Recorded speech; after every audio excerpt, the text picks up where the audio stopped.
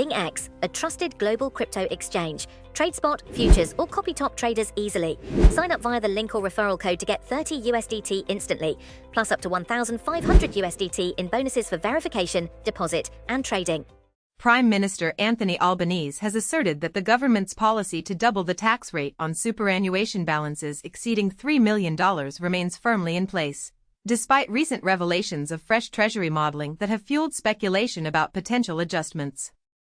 While Treasury officials confirmed they had conducted modeling on the contentious proposal, the Prime Minister downplayed the significance of his office's direct involvement, characterizing it as routine practice for Treasury to brief his team on significant policy matters. This assurance comes amidst ongoing debate and uncertainty surrounding the legislation, which the government was unable to pass in the previous parliamentary term and has yet to reintroduce following its substantial victory in the 2025 federal election. The proposed changes, initially announced in February 2023, have faced persistent criticism, even though they are projected to affect fewer than 1% of households with substantial superannuation holdings, impacting approximately 80,000 individuals. Key concerns raised by critics include the policy's intention to tax unrealized gains, the increase in the value of assets that have not yet been sold, in addition to actual profits, and the fact that the $3 million threshold is not indexed to inflation. This lack of indexing means that as superannuation balances grow over time due to market fluctuations and contributions, a larger number of individuals will inevitably fall under the tax's scope. The extended delay in bringing the legislation back before Parliament has intensified whispers that the proposal is under review.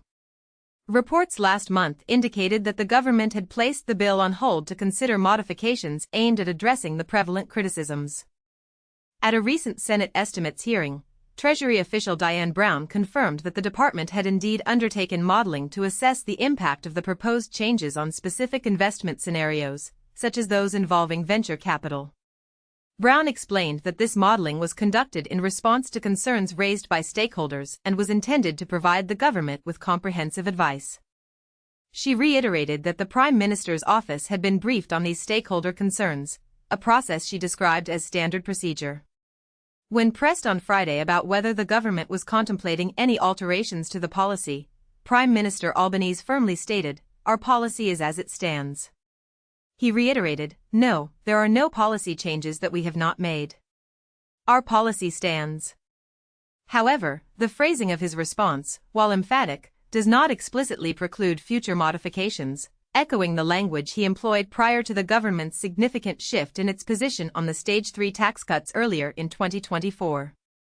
The path forward for this legislation in the Senate is complex, as the Albanese government requires the support of either the Coalition or the Greens to pass the bill.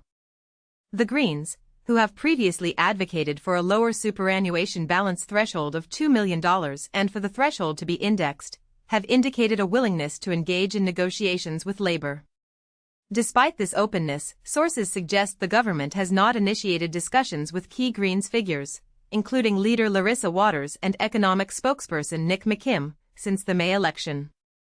This lack of engagement has led to doubts about the Prime Minister's commitment to finding common ground.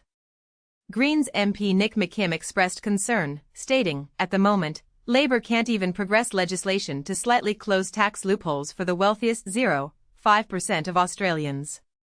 It doesn't bode well for Dr. Chalmers' aspirations to address intergenerational inequity."